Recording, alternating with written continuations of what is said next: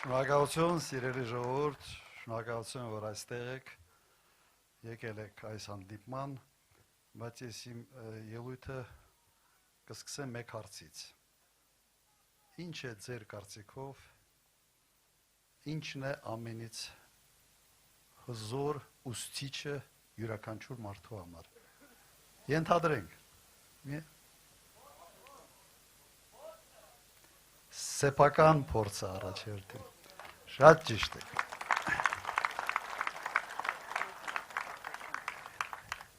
Երեխան 2-3 տարեկանից սկսում է սեփական փորձի վրա սովորել։ Եվ այդ ուսուցումը ամբողջ իր կյանքի ընթացքում է տևում։ Ինչի համար եմ ես այստեղից սկսում։ Դու կարող ես ուրիշների փորձից սովորել, բայց սեփական փորձը ուղղակի բետոնացված մնում է մարդու ուղիղում։ Եվ լավ առումով, եւ լավ փորձը, եւ բարդությունները, եւ դժվար փորձը։ Եվ հետաքրքիր է ոնց է դուք վերաբերվում այն մարդկանց, որոնք նույնիսկ սեփական փորձի վրա ոչինչ չեն սովորում։ Երբ համարում եք անլուրջ մարդիկ, չէ՞։ Եթե մարդ նույնիսկ սեփական փորձի վրա բան չի սովորում։ Հիմա մենք ունենք նաև մեր կոլեկտիվ փորձ, այսպես ասենք, որպես ժողովուրդ, հայ ժողովուրդ, մեր ընդհանրացված փորձը։ Եվ ունենք մի առաջնորդ այսօր, որը սեփական փորձի վրա ոչինչ չի սովորել։ 18-ից 20 թվականը լրիվ մեկ բան էր ասում, հրահրեց պատերազմ։ Պատերազմը սկսվեց, ասում էր, Գետաշենը վերցրինք, ամբողջը տվին, Ղարաբաղը տվին։ Պատերազմից հետո գնաց ստորագրեց Արցախը, Ղարաբաղը Ադրբեջանի կազմում կորցրեց Արցախը։ Զարմանալի բան է ինձ համար, ժողովուրդ ջան, ոնց կարող է մարդ այդ տարիքում սեփական փորձից ոչինչ չսովորել։ Հետո պատասխանը շատ պարզ մի պատասխան ուղղակի մտքիս եկավ, որովհետև իր սխալների գինը ինքը չի տվել։ Ժողովուրդ ջան, այդ սխալների գինը տվել է մեր ժողովուրդը։ 5000 երիտասարդի կյանքով, 12000 վիրավորվածի կյանքով, 150,000 ունեզրկված մարդկանց տառապանքներով և կորցրած հսկայական հողերով։ Հիմա լավ, մեկ մարդը այդ փորձը այդպիսի մարդ է, նա սեփական փորձի վրա չսովորեց, որովհետև գինը ուրիշներն են տվել։ Ժողովուրդն է տվել այդ գինը։ Հիմա մեր ժողովուրդը այս փորձի վրա մի բան պիտի սովորենք, թե չպիտի սովորենք։ Եվ ամենից լավ դասը լինելու է հունիսի 7-ը։ Ամենից մեծ քննությունն է լինելու, մենք վերջապես որպես ժողովուրդ մեր փորձից եզրակացություններ անում ենք, թե ոչ, որ չի կարելի դատակախորձ մարդու առաջնորդ ընտրել, չի կարող սուտասանը երկիր ղեկավարել, չի կարող մարդ, որը չունի կարմիր գծեր, սկզբունքներ, չունի հարգանք իր սեփական պատմության նկատմամբ, եկեղեցու նկատմամբ, չի կարող առաջնորդել մի ժողովուրդ։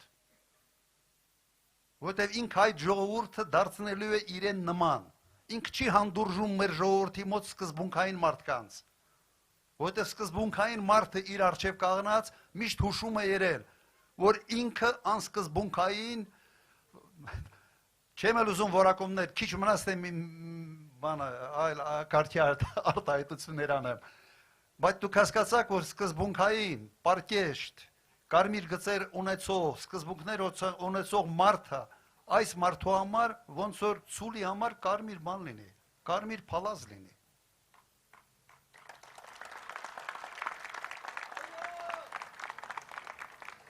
Սա է վիճակը և մենք սպասում ենք ձեր վճռականությանը։ Հունիսի 7, ում ենք ձայն տալիս։ Շնորհակալություն։ Մի քանի խոսք տեղական հարցերի վերաբերյալ։ Իդեպ շարունակեմ միգուցե նաև կապել այն ամեն ինչի հետ ինչ ասացի միջև հիմա մեկ այլ արկածախնդրության մեջ ենք մտնում։ Ակնհայտ, բացահայտ փչացնում ենք հարաբերությունները Ռուսաստանի հետ եւ ընդհանրապես այդ ԵԱՏՄ-ի հետ։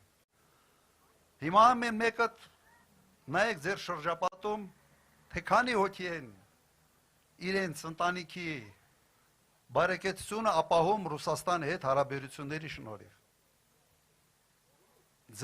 Ձեր օրինակ Մարտունուց, քանի մարդ է աշխատում Ռուսաստանում։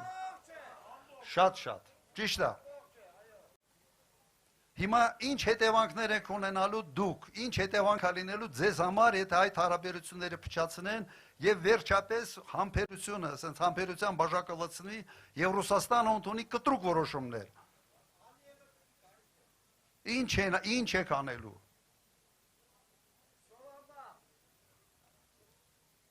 Ուրեմն այդ ամենը կանխելու կա մեկ ճանապարհ, հունիսի 7։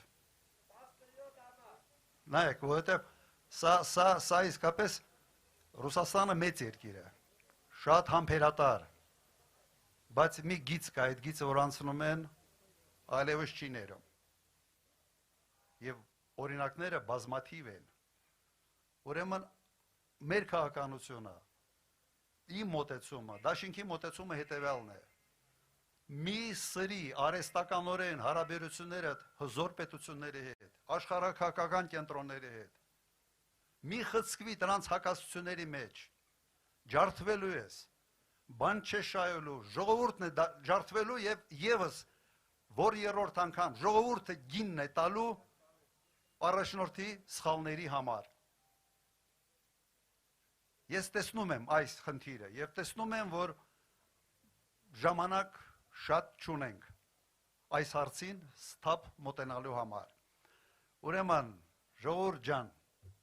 եւս մեկ անգամ, միասին կարող ենք, թե չենք կարող։ Ուրեմն միասին, շնորհակալություն։